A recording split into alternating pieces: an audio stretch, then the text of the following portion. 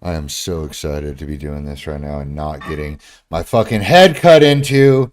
Thank God. Let's make sure I have audio over here.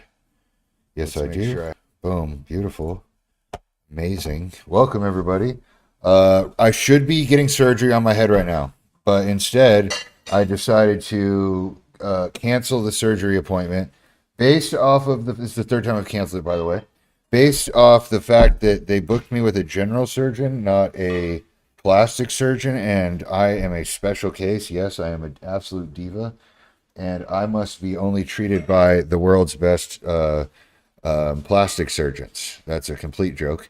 But they have fucked this up 3 times on me now already.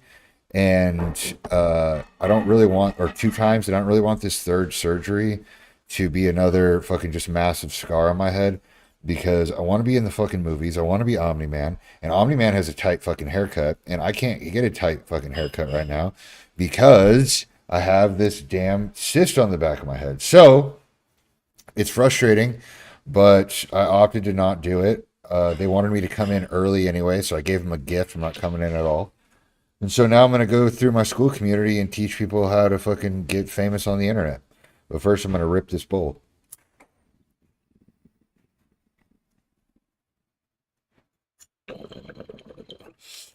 I'm also going to eat some lunch. But without further ado, let's head over to the school community. You guys don't know about the school community. It is my content community. It's called Instagram for Retards, and it is absolutely for retarded people. Most people that I know, that you probably know, are retarded when it comes to social media and the internet. And I know I was. And so I created this program after spending 4 years looking at my fucking phone trying to make money on Instagram.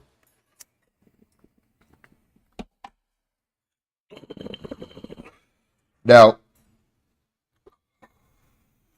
the thing that is the most important about this community is not the courses that are within the community. Okay, this is not a course. This is just a big database of all of the bullshit that I have learned about Instagram. And I have hired a bunch of my friends like David who created the edits mastery section. And this is everything you would ever want to know about Instagram edits, CapCut, editing inside of Instagram. It's all here. Literally everything. Cloning yourself. Who the fuck would ever need to do that? Framing and eye trace. I don't even know what this shit is. I don't even use it, but it's here for you to use if you want to get fancy. Again, I call this Instagram for retards, but a lot of people want the fancy shit. So we have the fancy shit. I don't use any of the fancy shit. Also have Kaylee in here. Kaylee is she works for brands and represents brands, and actually works for an agency that works with influencers and teaches them, not teaches them, and actually cuts deals with influencers for different brands. Things from media kits to talking to brands, sending emails, red flags, like what not to do. Great shit there. And then we also have TikTok Shop that was created by my friend Alex. She made this section for us. This chick has 2.5 million on TikTok. You've probably seen her. I don't know why these videos are taking so long to upload or to there we go render, but yeah, she got 2.5 million on TikTok. Basically, makes her entire income off of TikTok Shop. I hired her to teach you guys that, not me. I don't use TikTok Shop like she does. I make a few $1,000s off TikTok Shop. This chick makes a bunch of money off TikTok Shop. So lots of stuff like that, lots of guest speakers that we've had, really cool people. So that's the community. But the real value of the community is this right here, the community feed, where people can come in, ask questions, post up their content, get feedback, and get better at Instagram. We also have live calls that happen every single day, so that there's somebody on a call for you every single day that knows more about Instagram than you do, and can help you. We have editing courses or editing classes. We have the influencing stuff here with brand deals, and then we have Q&As for beginners, Q&As for advanced individuals. Basically, I have everything. So, what I'm going to do now is I'm going to go through the community feed and I'm going to grade people's homework. There is homework. Yes. If you're going to come to school, there is going to be homework. And so every single day you have, for at least the first 30 days, you have homework to do, motherfucker. And you got to fucking do it. And so right now I'm going to go and grade some people's homeworks. And sometimes I get a little crazy, but we'll see how we do here. Big Lou, what up, dude? He joined yesterday. Welcome, my man. Homework day 4. Kuba, I hope you got my feedback from yesterday about this storytelling carousel. It was over the course of 5.5 years, man. We got to cut that down into one fucking story that happened on one fucking day. All right, here. So day 4 is called Plagiarize, motherfucker. So this is the reel that Kuba found. No one saw me getting up at 4 a.m. to run. No one saw me constantly saying no to alcohol. No one saw me get an ice bath every night because I know. Okay, so it's funny. Ha ha ha ha. Got it. All right, so let's see what you did. Hopefully it's very similar. Same music. Yep. Damn, almost the same exact shot too. Yeah, I mean you did exactly what he did. Got some traction here, and that's all you want. Whenever you're plagiarizing reels, that's exactly what you want. You want to do it exactly like the person who already created the reel that went super viral. Do it just like them. Just like them. And then you're more likely to also go viral. That's a huge like tenet of the Instagram for Retards lesson, or what do I call it? Philosophy. The Instagram for Retards philosophy is copy the fucking smart person's answers on the test. Whoa, what a fucking concept, right? Everybody knows in school, in the classroom, who's the fucking nerd and who you could trust. If you looked over at their paper, you could have with 90% confidence that they got the right answer and you're going to copy them. It's literally how I run this shit.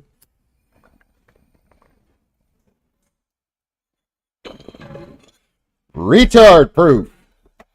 All right, not bad, dog. Good job. Take it to the next level. Homework day 5. Only had one question come in. Okay, so we had a question box. Someone asked him how to have more determination. What does that even fucking mean? How to have more determination? Well, let's see what your answer is. Determination isn't something you have. It's something you got to build. You got to show up when you don't want to. I started getting up earlier each day because I was missing my family. Okay, so your big thing, Jason, if you guys don't know his thing, built by 4 a.m. So his whole premise is built off of waking up really, really early. Mike O'Hearn does that. So does Mark Wahlberg, and they've kind of made it their thing. So does this guy too. I want you to start watching this guy's content. 50 Cal Labs. 50 Cal. Yeah, this guy right here. I need to follow this guy. I really like this guy's content, and his whole thing is like he's the most fit NYPD detective ever, and he wakes up at like crazy early hours. Everybody, I'm not going to say good morning because it is definitely still nighttime. 10:15 p.m. I am freaking exhausted. Hey, Paul. Slept. You guys don't even want to know. Not much. Have to work the Knicks. Where's this early? Yeah, here you go. You know who you're looking at right now? Somebody that's been off TRT officially 2 months today. After it's not like his old. The coolest things with fit. What is up, everybody? His old content was way, way better. I don't know why he's going to this "What's up, everybody" bullshit. But if you go back down like I don't know how long ago, a year or so ago, he used to do this stuff inside of ice baths. Man, his hooks used to be really fucking good. He'd always show his watch. It'd be like fucking 3:30 in the morning. I don't know what is this in this kitchen bullshit. I stand by this, even though some don't like it. Yeah, here we go. No first 224. Out of shape. We're held to a higher standard. Happy Tuesday, everybody. It's 4 Yeah, there we go. I have to work a little later today, so I slept a full 8 hours last night. And he has his own fucking Days you shit. sleep more? But he used to like jump into cold plunges and be like sprinting and shit and fucking deadlifting heavy ass weights. It's midnight. Time for one of my favorite workouts, a heavy hybrid back workout. So I started this one off with the night. It's midnight. It's 3 a.m. Weighing in over 240 pounds, I'm getting bigger, stronger, and faster by the day now. Yeah, watch some of his shit, Jason. He does good shit. Summary of my answer. I feel similar about motivation. Yeah. Okay, so like one thing you got to talk about, we have to talk about, Jason, is this over. I know the person that sent the message. They used the word determination, but we gotta get like super specific with the words that we're using. So if you just talk about determination, if you just talk about motivation, it's such a general fucking term. It doesn't really hit with anybody. Okay, so you need to show me an example of what determination is. Show it to me. What is it that you're banging your head against the wall, so determined to accomplish? What is it? What is it? Like telling that story is the thing that is going to bring determination to life. All right? Get super, super specific. Tell stories. Lucas, Big Lou, welcome, dude. Thank you for all your help on the streaming shit. I'm really excited that you are in this group, dog. Let's see your day one. So for those of you that don't know what the day one homework is, the day one homework is literally the most important. That's why it's on day one. The day one homework is essentially your content plan for the rest of your fucking life. Because on this thing is your 5 biggest struggles in your life, past and present, along with the 5 contrasting either wins or lessons learned from those 5 struggles. So you go through here and you talk about, you tell me a story about somewhere you struggled, like a specific fucking story, right? With lust, right? That was a big one for me, where I had this problem with lust, and it was because of my bipolar disorder. So I would tell you a specific story of how my bipolar disorder triggered lust and then created a struggle, a problem, a stressor, which is something that is disruptive. And then I would tell you that story. And then on the other side of that story, down below here in the contrasting wins, I tell you what I have learned since that time has passed.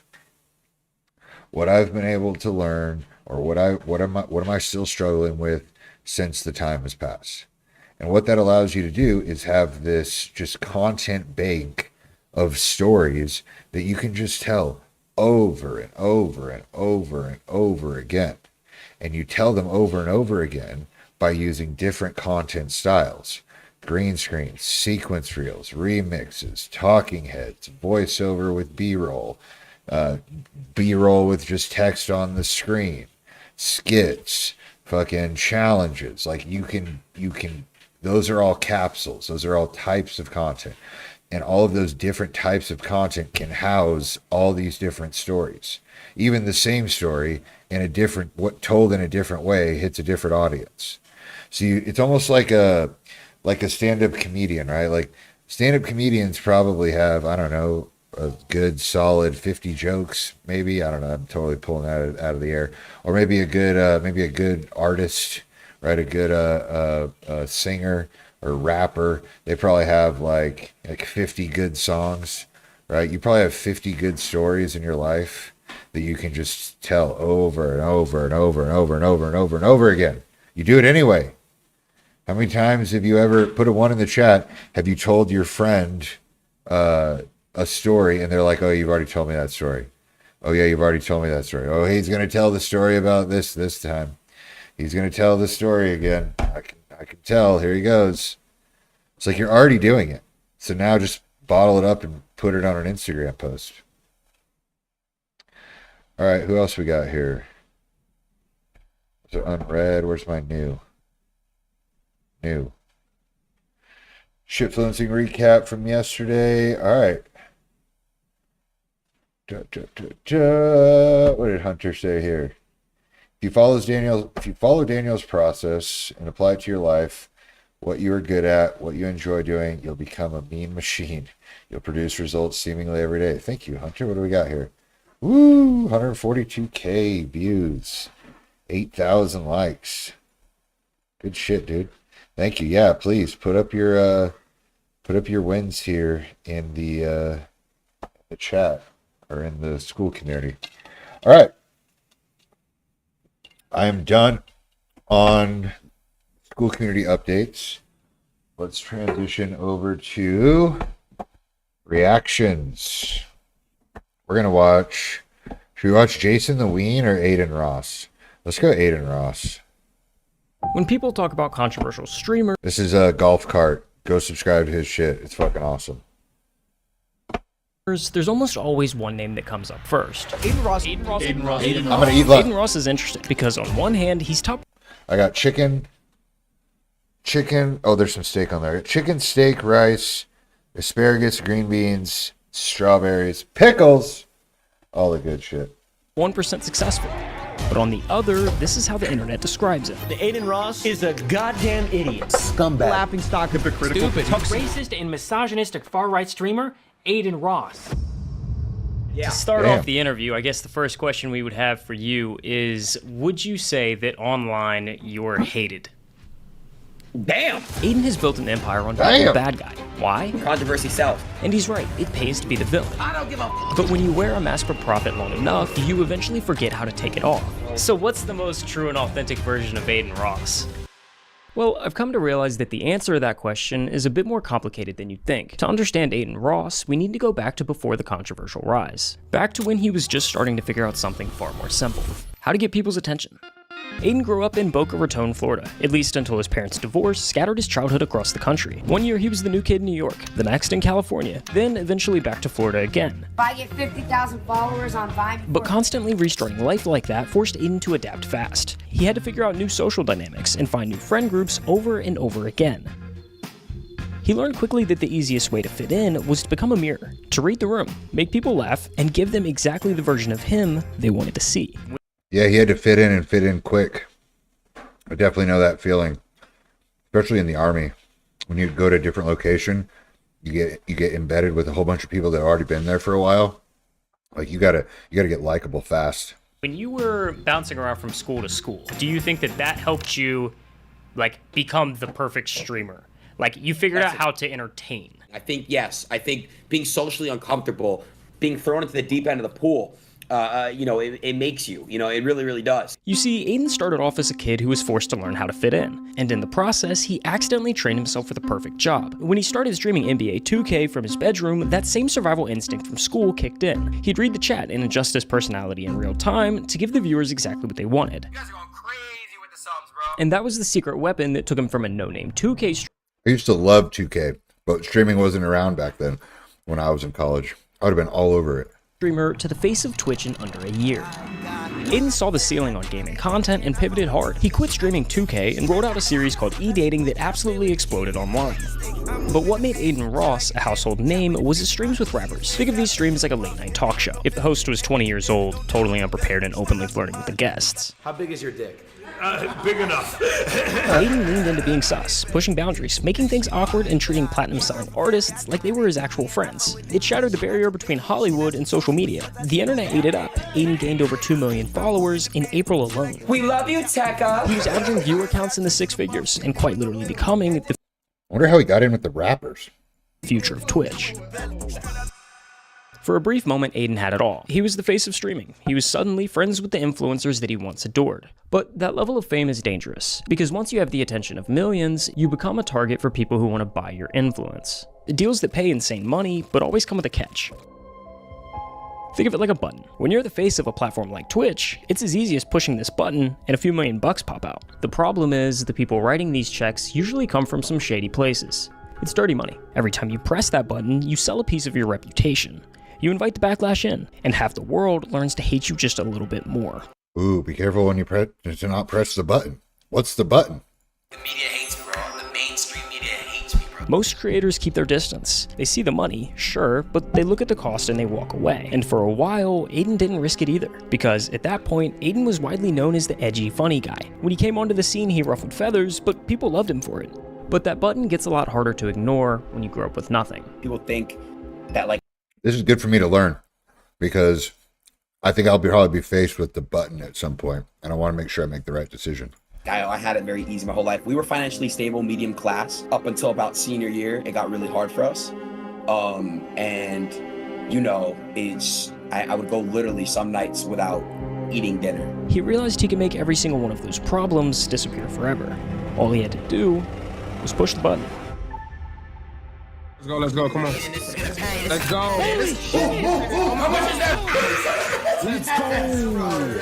The temptation became too irresistible. Aiden took a massive sponsorship deal with Roobet, one of the earliest online crypto casinos, and suddenly he's gambling live I've had a deal with Roobet on stream for insane amounts of money. Tens of thousands flying It's not real money. They just load your account. into cartoon slot machines while thousands of viewers watch. The reward was absurd. Leaked messages showed that he was making up to $2 million a month. His lifestyle inflated overnight. Luxury cars, LA mansions, watches that cost annual salaries. I bought a Lambo before that, which was stupid, but at that time, I'm 19 Yeah, see, I'm not going to buy a Lambo. years old. I want to buy a Lamborghini to show everyone, like, you. The money was quite literally life-changing. It gave him the ability to support his parents, help his family, give gifts to friends that don't even sound real. This is not my car. Swear my life. This is your house for a year locked. You don't have to worry about rent for a year. Now, there's a dark side of the button, and we're getting to that. But first, we've got something exciting to tell you guys. So, we started this channel a little over a year ago, and genuinely, it was crazy to see how quickly it picked up steam. Yo, golf carts! Golf cart! W golf cart in the chat. But now, almost every day, we get DMs asking us how we write our scripts, or where do you find this stuff? How did you find this? Oh, this guy did his research. Or bro, is this guy like Nardwar? You've maybe noticed the logo on the mic or the logo in the top right corner, but we've recently partnered with WAP to finally answer your questions. Inside our community on WAP, we're breaking down exactly how we research and script, but we're also vlogging the day-to-day of the channel. You'll see the prop builds, the late-night writing sessions, and of course, This is an amazing sales pitch. all of the stuff that gets cut out. Like this interview with Aiden. We spoke for 45 minutes and maybe used 5 in the video. The full uncut interview is already uploaded in our WAP right now. We've got big plans for what the space can become, but what excites us the most is that we can actually just make a video without having to stare down the barrel of the YouTube algorithm. All in all, if you want to see the full process of how we make a video, or just want to support the channel in general, the link's at the top of the description. But that's enough yapping, let's get back to the video. Okay, so you blew up super quick, and then you were like pretty well loved at that point. You were edgy, you were a little sus, but everybody seemed to like you a lot. Towards the end of 2021, things kind of seemed to shift. The first thing that we're going to talk about today, easily one of the most requested topics, it involves gambling and a YouTuber, spotlighter, stirs. I had been hearing for a while about how online, unregulated crypto casinos were hiring some of the biggest influencers in the world to promote them, and then would pay them for every fan they got to sign up. He's willing to do anything to just make money off the back of Yeah, that's exactly how it works for every company. his fans, and then laugh about it. You started to get some pushback from certain people, and you weren't as well liked in certain circles. I don't know, Aiden Ross, everything he has done is stupid. He knows what he's doing is f***ed up, but on the other hand, he's unwilling to stop doing it. I've just never seen this life-changing money in front of me in front of a table like that. You know what I mean? I get it. And you're 20. What was that first point where you started to notice that, and what did that feel like? The hate gets to me. I'm not gonna lie, because the hate's different now. It's just like a lot of people watch me. They don't Don't let the hate get to you, bro. even like me. It's weird. I honestly, at that point, was like, as long as my friends and me are having fun, making good content, my community's happy, I didn't really care at that point. Most creators would panic here. They would apologize, pivot to save content, and try to win the internet back. But for whatever reason, the backlash did the exact opposite for Aiden. For me, I kind of liked it. I liked kind of being, you know, not liked by the mainstream crowd. You know, I like that a lot, honestly. Aiden, quit now, and I will respect you. Can't quit now. Then I think then you're turning your head and making blood money. This was a defining moment for Aiden, because he realized that being the villain paid better than being the hero. So, he doubled down. By early 2022, Aiden traded in the Roobet deal for Pause. We got to meet with my performance therapist, Gabe. Gabe! Oh man, how we doing? Good, can I send you a link? Alright. I'll send you a Zoom link. Wait, hold on. I was watching a thing on Aiden Ross. School. Where's my school app? Morning hype, calendar.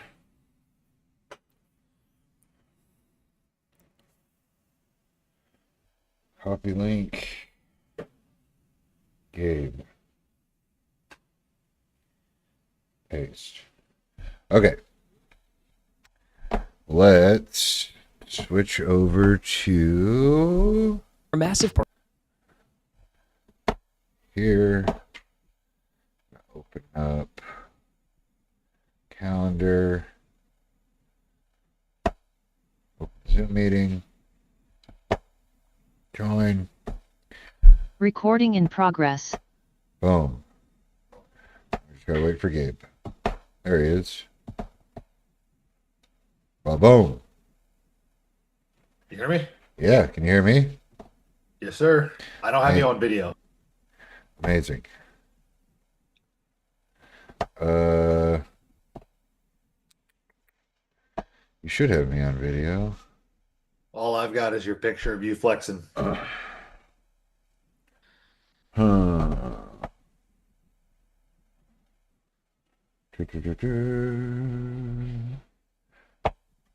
Had it right yesterday.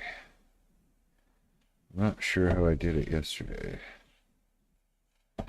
Well, watch this. Dang. They were able to see me yesterday. Oh, maybe I do this.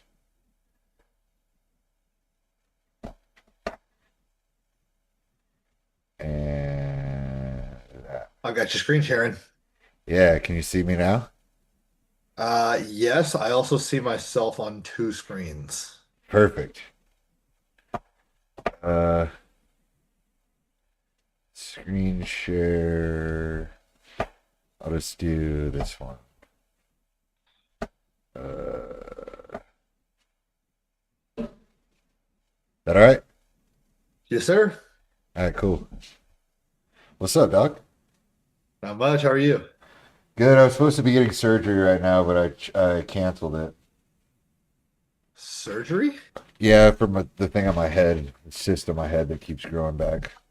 Oh, shit. Okay. Yeah, they fucked it up 3 times. So Jesus.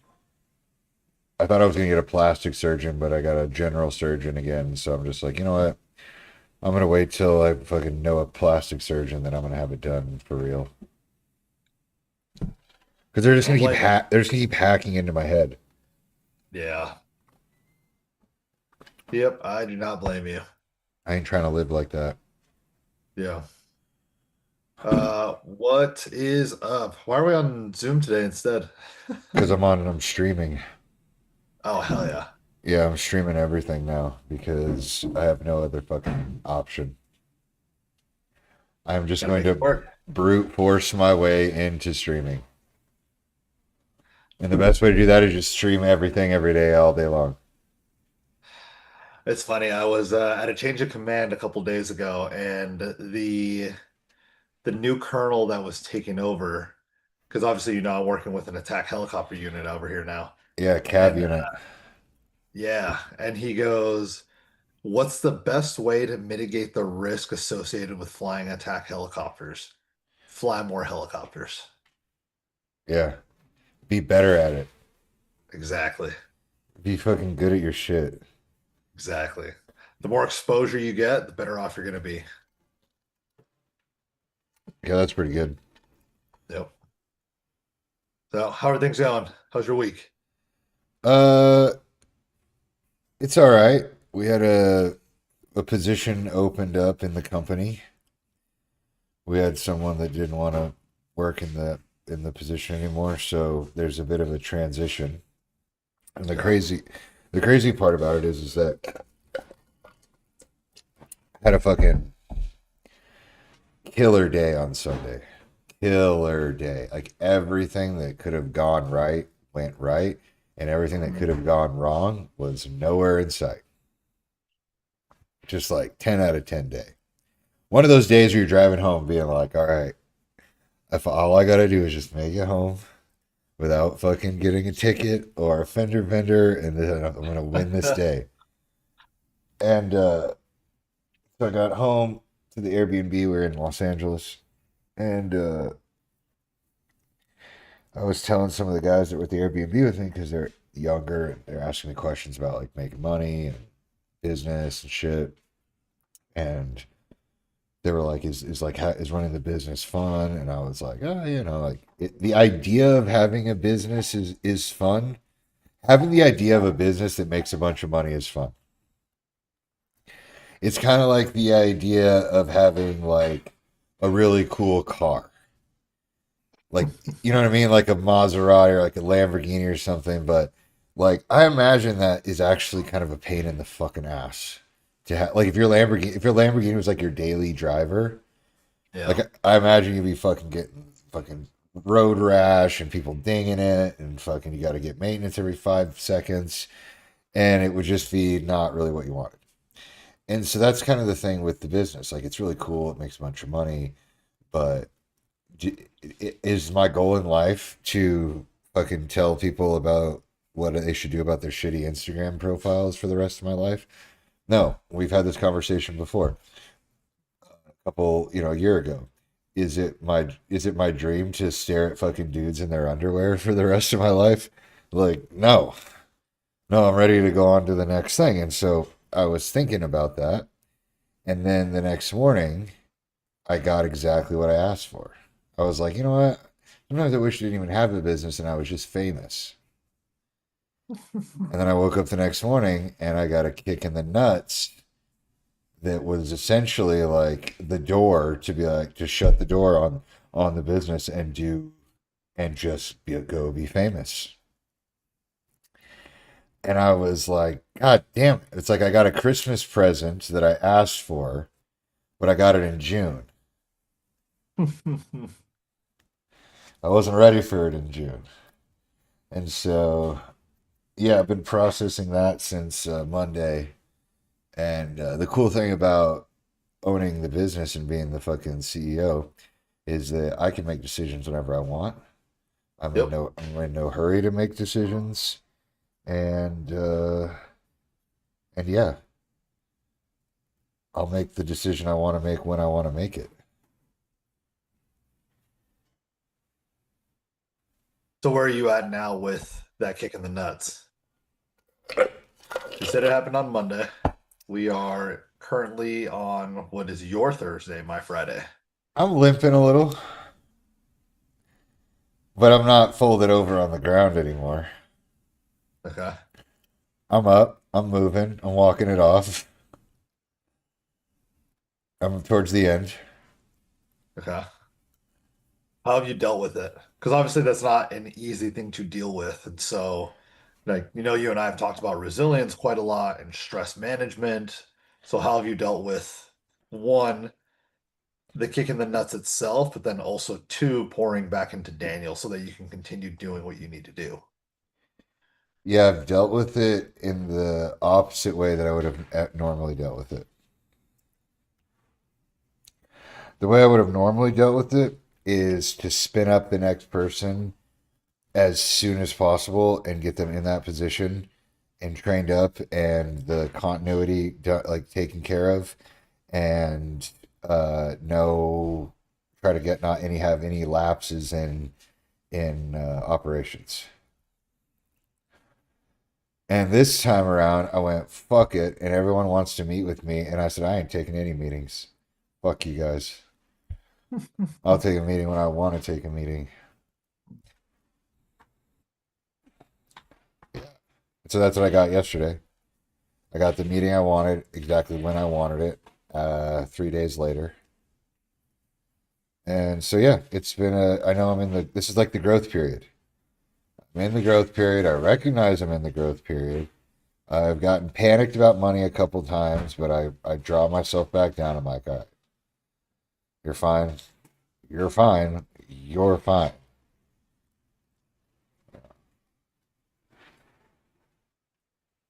But yeah, been napping every day. Good. Cold plunged. I haven't NSDR'd. I should. I haven't done that in a while. I just go unconscious when I take naps during the day, which is great because I'm prep tired. You know. But yeah, I got I achieved peak level flatness according to Jewett. Peak level flatness, zero cardio still, and food just went back up. And I ate a massive fucking cheeseburger on Sunday, like a 20 by 20. I didn't eat the whole thing, but it was a 20 by 20 fucking cheeseburger with French fries and a milkshake. And I woke up that next morning tight as a fucking spiral. I don't know, dude. I was so tight. I had zero gut issues whatsoever. I don't know what's wrong with these fucking bodybuilders. Why does everyone have gut? I haven't had a gut issue ever. Like, you fucking you eat vegetables. I think you're fine. But yeah, I just yeah, I had like and then the next day training was just fucking immaculate. And then yeah, I've been on like 500 grams of carbs the last 5 days. And it's been amazing. No cardio, minimal drugs. Fucking, I'm diced. Coming back to life. Yeah. Yeah, my weight's only fluctuated like I've lost 2 pounds now from where I started. Damn. I started at 225 and I was at 223 this morning. You gonna make your weight? There is no weight. Oh, I thought it was classic physique. No, I can't make classic physique. Not even close. Oh. My weight's 209. Yeah, no chance you're making that. Nope. Yeah, so I'm just all bodybuilding, which is totally fine. It's been like the easiest prep ever. Yeah. Okay. So now going back to the business thing, right? Because obviously it almost sounds like the path is kind of laid out for you. Yep. Do you have your timeline in your head yet of when you're going to start making some of those decisions, some of those hard decisions and having those hard conversations? I told myself I wasn't going to do anything until the weekend. Okay. Yeah. And I consulted a few people, but honestly, I don't need to fucking consult anybody. I don't need to talk to anybody about this. I know exactly what the fuck I want to do. Yeah. And I think I confused myself, and I've confused myself in the past of getting a whole bunch of people's advice that aren't in my position. Why? Why would I ask somebody that? Why would I ask somebody what to do if they don't live my life? You know how fucking dumb that sounds? But I do it all the fucking time. I do it all the time. Hey, let me ask this person that has no fucking clue what goes on in my life. Like my mom. Or, you know what I mean? Or like an old commander from the army. Yeah. You think he's fucking understands what the fuck I'd be talking about? No. So I don't know if it's like a release that we need, like, oh, I gotta go consult people, or I need to go talk to all these smart people and maybe they'll say something that triggers something. It's like, no, like you fucking know right inside your gut. I did it with my head thing today. I was like asking Anya, like, should I go do this? I was asking my stream, should I go get this? And like, I know in my gut, like, no, dude, they're gonna fuck it up again. You need to go to a plastic surgeon. So that's what I did. Or that's what I'm going to do. But yeah, I already know exactly what I need to do. And that is keep my team as small as possible and get fucking famous on the internet. That's it. That's literally all I have to do. So then what does that next phase look like then? I'm doing it right now. I'm streaming every single day from 9 to noon.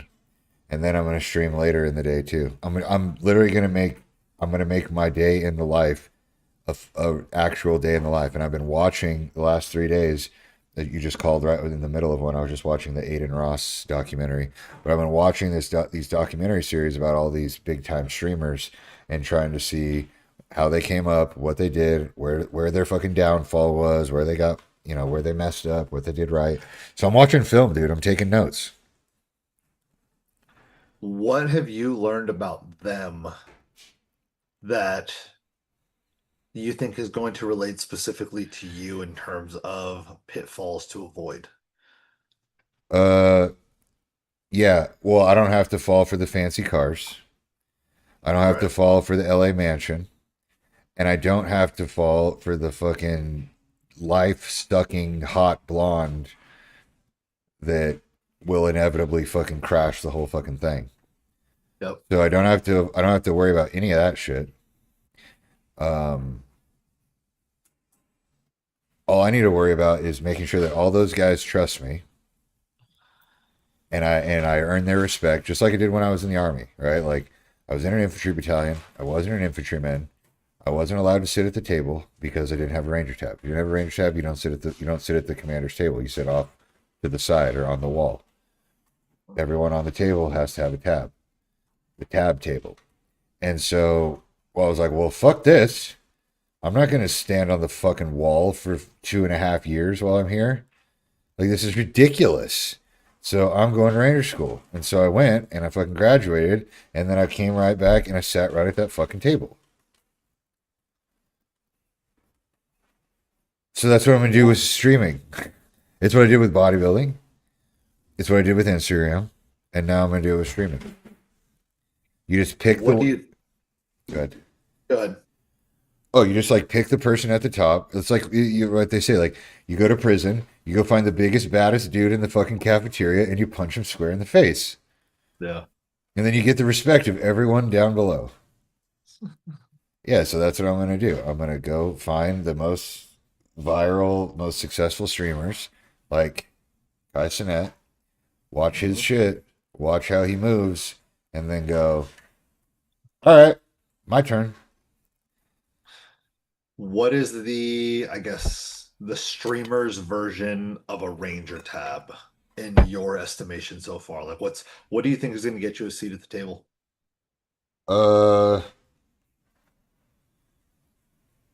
Yeah, good question. I already think I have it. I already have a thing. Like, I'm jacked. I'm jacked, and they all want to be jacked also. And so they're going to want to be around jacked people. And I'm one of the jacked people. And so that's kind of like my angle. Is I'm going to try to make all streamers jacked. And I think they're going to love it. Looks maxing the streamers. without the mewing and all that nonsense, right? Yeah, without the gay stuff. That's funny. Okay. Is there anything else? What would add to that Ranger tab that would make you someone who they look at and they're just like, oh, you know what? Yeah, like we want to bring them in. Yeah. Besides just being jacked and handsome. Yeah, that's a good question. The Omni-Man thing has been really fun. I try to be the most exciting person in the room. So that's another element that I think is good. But hopefully there's a opportunity for me to because I am also very interested in venture capital and investing, gathering a whole bunch of money from investors and then being able to put it in the right places. And so I think being an older person amongst a whole bunch of younger people, that seems to be kind of how things have been playing out, where I'm the older guy, but most of my followers are way younger than me. Okay. And I think it's a trust thing. You're unk. Yeah, yeah. And so if they see me saying, hey, this is a really good investment, and you're 23 years old, and I'm telling you, don't fuck this up, dog, and you're going to listen, because I'm not also 23 telling you. I'm, 37 giving you the sauce. It's like if Noel Diesel, how do you ever say his name? Noel, he's like a big time, or whatever. yeah, he's a big time fitness influencer. But like, if that guy calls you on the phone and says, "Yo, man, you need to think about doing this," you're gonna be like, "Yep, no problem. I'm doing exactly that because you're older than me and way more successful than me, and I trust you." Right. And then I can gain a lot of influence doing that. There's levels to this shit. Like, my goal isn't to go and make more money than them. My goal is to go and help them put their money somewhere where we both benefit. Right. Because they're buying fucking Lambos. They're giving away Lambos. Shit. Right. Yeah. They're giving away Rolexes and shit on stream. Mm-hmm. They sure are. Okay.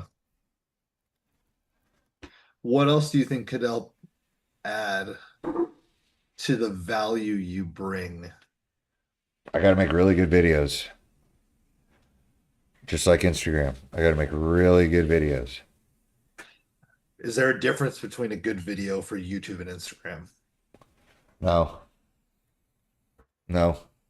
Put the most exciting shit up front. Make it polarizing. Make it take a position. Make it piss some people off. Make it other people agree with you hardcore. Put a personal story on it, especially when you fuck something up. That's all the shit you need. You just load it all in the front and then you let the video play after that. Watch any of the best podcasters. The first 30 seconds are high tension clips from all parts of the podcast. And then there's cliffhangers. Shoo. Same shit. Yep. Bring them up, bring them down. Bring them up, bring them down. Yeah, bring them up, bring them down. Bring them up, bring them down. Bring them up, bring them down. Bring them up. Intro. Ooh, I can't wait to keep watching. So then for you, what do you constitute as a good video in terms of something that is aligned with your mission? The dab and devotional every single morning is going to be a pivotal part of that. Okay. That's where it starts every morning. It starts there. That's where the stream starts. And then from there, it moves. It moves on with the day. But yeah, so far I'm doing 9 to noon, and it goes dab and devotional. Then I do a morning hype call.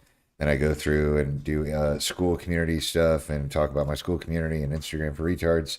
And then after that, we watch some sort of YouTube channel, like a streamer thing. Like, that's what I'm going to do. I'm going to finish this meeting with you. I'm going to finish that streamer thing. Then I'm going to go take a nap. And then I'm going to stream again later. Just letting the people in. What sort of legacy are you hoping to leave behind with this?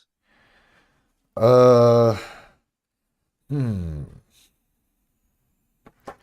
legacy I'm trying to leave behind with streaming. Yep. Doesn't matter. It doesn't matter. Just like with bodybuilding. What's my legacy behind bodybuilding? He was a posing coach for 2 years. The end. I'll be forgotten from that, which is totally fine. Would I be the king of Instagram? Yeah, so what? There's gonna be there'll be another social platform out there. I don't know. It's all building towards something else. My whole life, right. I've do you keep trophies or like certificates or any like accomplishments or anything like that? I mean, I have like my actual master's degree printed out and framed up at home, but that's more for my parents than it is for me. Yeah, but no like trophies it's from at my parents' house. I don't even have it. No like trophies from high school or shit like that, little league trophies. Yeah, see, I never had any of that shit either. But some people keep that like forever. Yeah. But I've always just been like, whatever, it's a dinky thing, get rid of it because the next thing's gonna be better. So yeah, the streaming thing just makes me more famous so that I can go on to the next thing. Whatever that is. I don't know what that is. Maybe it's sitting right here. I don't know. That'd be some shit, eh? Have you identified your minimum effective day yet beyond your 9 to 12? Yeah, I was thinking about that because I got to be really conservative with my energy as I get closer to the show. But yeah, my minimum is I'm not taking it. Well, okay, so 9 to noon is all streaming, and then I take a nap, and then I train from either 3 to 5 or 6 to 8, whatever I'm feeling. And then everything else is just left up for just me doing whatever I want to do. I'm not going to try to take very many meetings. I'm not going to try to travel. I'm going to try to stay consistent with this stream and shit. Yep. When's the show again? How many weeks out are we? It's July 25th. December. Okay, so we're about 5 weeks out then, right? Yeah, it's something like that. I don't know how you look at this fucking calendar. Yeah, 5 weeks out, somewhere in there. 5 weeks out this weekend, probably. Yeah. Okay. How are you feeling going into the show? Great. Does it even matter? What do you mean? How are you feeling about your physique going into the show? Oh, I need more food, but I'm good. I saw my hamstrings and glutes today, and I was like, yeah, we're fucking. I just need some gas. Yeah. I just need some tren, and I'll be fucking ripping it up. And then, is there any pressure associated with the show now? None. None whatsoever. Nah. I'm just going there to have fun. I love that. Yeah. The goal is to experience. Is there anything you're hoping to get out of going to the show in terms of, content? How are you kind of strategizing? How you're going to maximize? Yeah, I think I might bring 2 camera guys with me, which is crazy. Landon and Alex. Uh-huh. Shit. That would be something. But Yeah, a little paparazzi. Yeah, I think that's what I would need. Landon and Alex. Landon to run the stream. Alex to do the short form.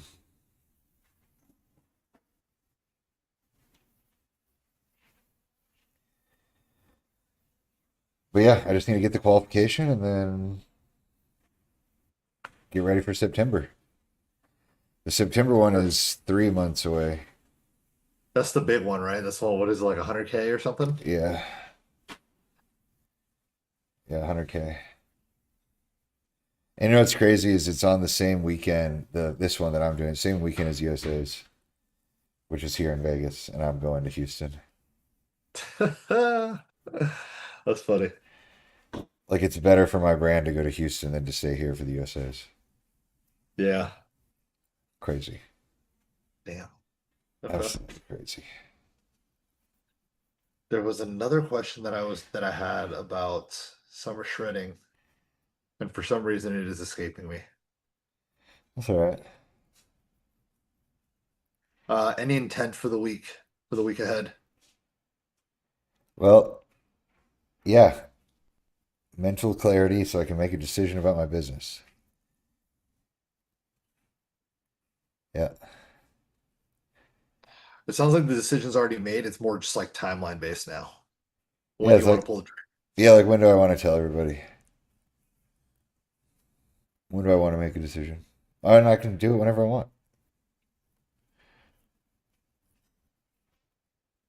I'm allowed to take as much time as I want. I'm the fucking boss. Exactly. Motherfuckers. All right, dude. Till next week. Till next week. All right, bro. Appreciate you. I'll be around. Let me know if you need me. Cool. Later. Boom. All right, let's finish up this Aiden Ross. This Aiden Ross bit, and then I'm gonna take a nap. I'm gonna take a nap. I'm the best it's ever been. Here it is. Partnership with Stake. Stake is a different beast entirely. It's a platform with pockets deep enough to headline F1 teams and Premier League jerseys. So when the pen hit the paper, the financial scale shifted instantly. Suddenly, Aiden wasn't making life-changing money anymore. He was making you money. This is where the relationship between Aiden and Twitch turned into a dangerous game of cat and mouse. On one side, you have Twitch, owned by Amazon, desperate to keep their platform safe for advertisers like Coke and Disney. I did not know that Twitch is owned by Amazon. On the other side, you have their biggest star, screaming at digital slots and continuing to test every rule in the book. You have to follow policy and follow rules. Now, Aiden was definitely the face of it, but he wasn't alone. Hordes of streamers were jumping on the crypto casino's payroll. The platform effectively tore itself in two. Half the top creators were cashing these massive checks, while the other half were screaming about the ethics of promoting gambling to kids. How can you feel good about taking Who the fuck cares about kids and gambling?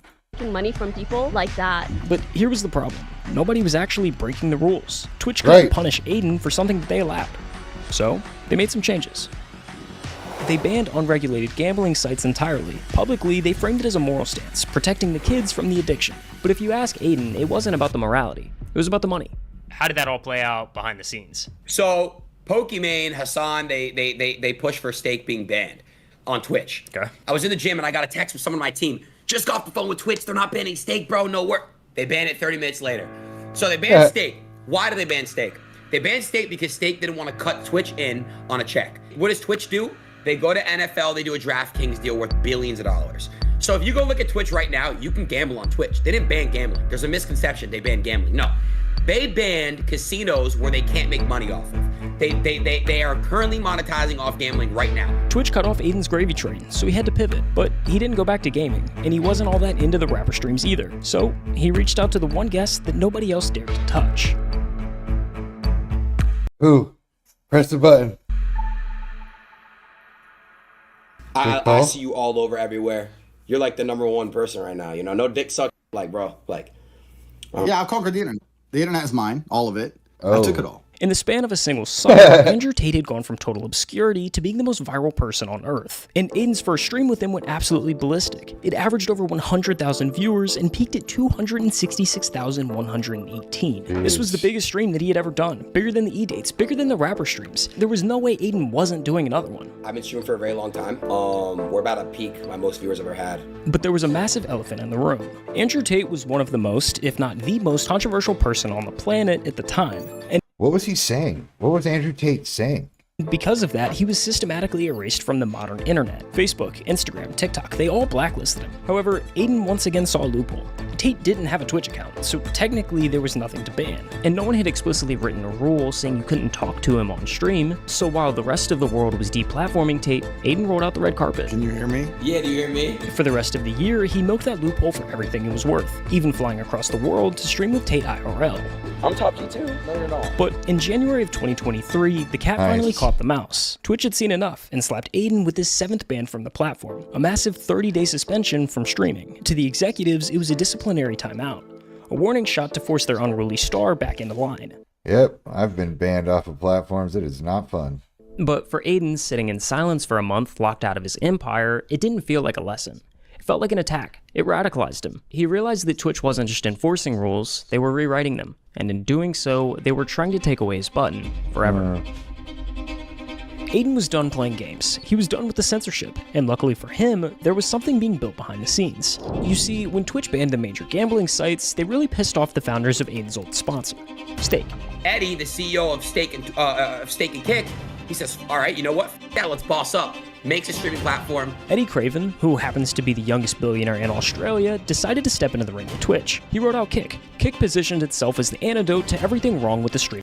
We on Kick right now, people. Say what's up. Industry. It prioritized creators over corporate advertisers. It promised total creative freedom, stripping away the strict guidelines that had suffocated streamers for years. But a platform with no users is useless. They needed someone big enough to drive real traffic to the site. My original deal before I got banned on Twitch, which I think was like, what, 2 weeks after I came to Kick? It was something like that. It was like close. A month. I was supposed to go on Twitch, obviously funnel from Twitch to Kick.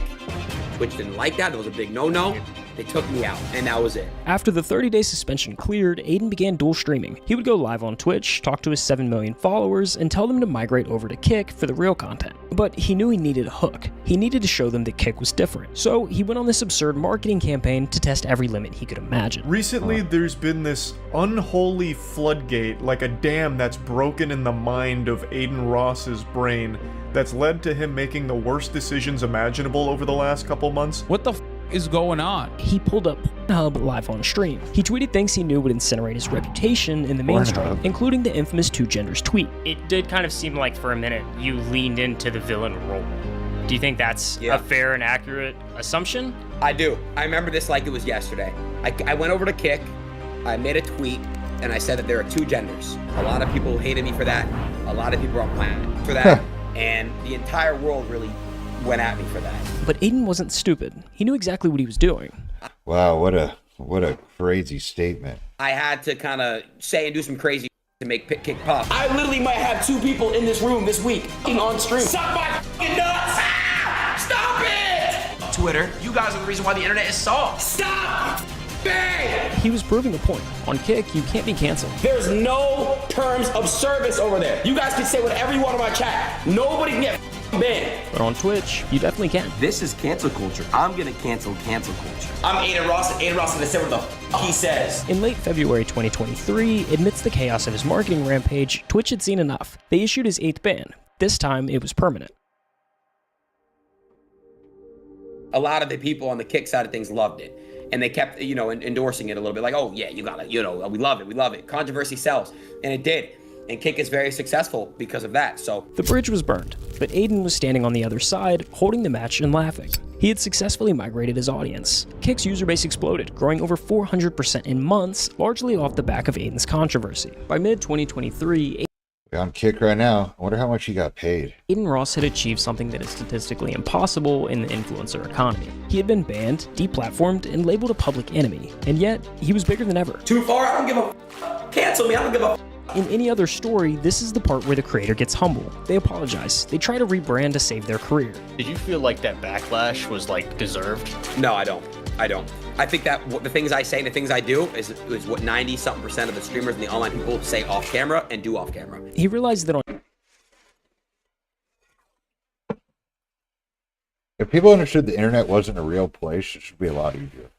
On Kick, there were no referees. He had equity, he had a contract, and most importantly, he had an audience that followed him because of the chaos, not in spite of it. He was technically uncancelable. So instead of pivoting to safety, he started treating real life like a side quest. He launched a boxing promotion company cleverly named Brand Risk. He saw the massive numbers in influencer fighting and decided he wanted to own his own league. Netflix most now he just goes up against Jake Paul or what? valuable promotions, Jake Paul versus Mike Tyson mega event, makes history with over 108 million live global viewers.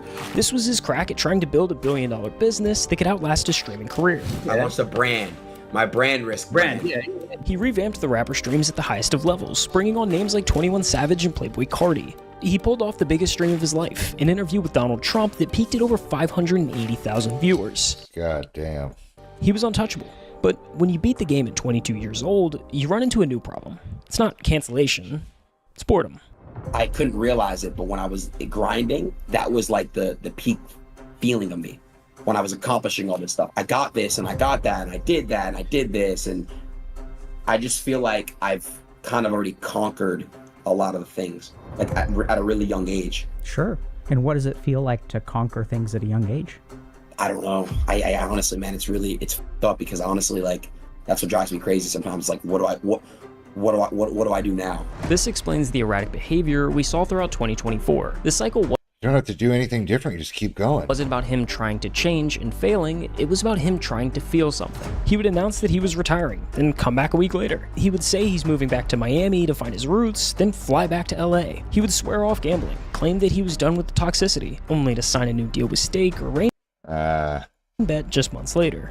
To the audience, it looked like a struggle for his soul, but to Aiden, it was just content. Every time I have trauma, I put it in my back of my brain. I'm very desensitized. My brain is very desensitized. He had pushed the button so many times that the lights didn't look as bright anymore. It's super hard for me to sometimes feel things. I don't know. It's almost like I'm emotionless. Like I feel like I beat the game. And that's a dangerous place to be, because when the normal thrill wears off, you have to raise the stakes just to feel the pulse. You said that a lot of people can't hate you online because they don't know the real you. And at the time, you definitely said that you were leaning into the villain role.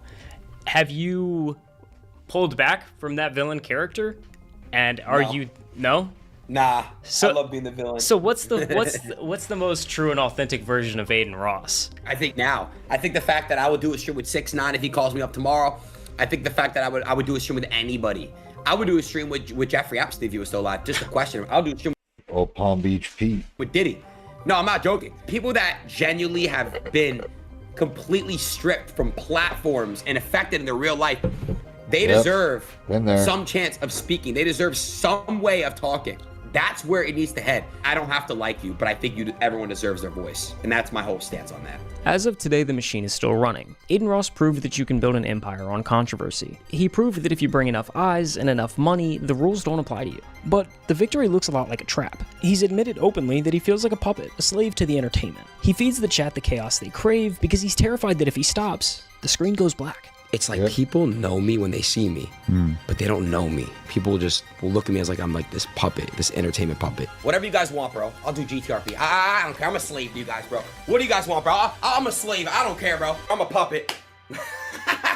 Whether you love him or you hate him, it's hard to deny that Aiden Ross changed streaming forever. He shattered the corporate safety of Twitch and ushered in a new era of raw, unfiltered, and often dangerous content. He built a button that prints money. But the thing about the button is once you start pressing it, it's almost impossible to stop.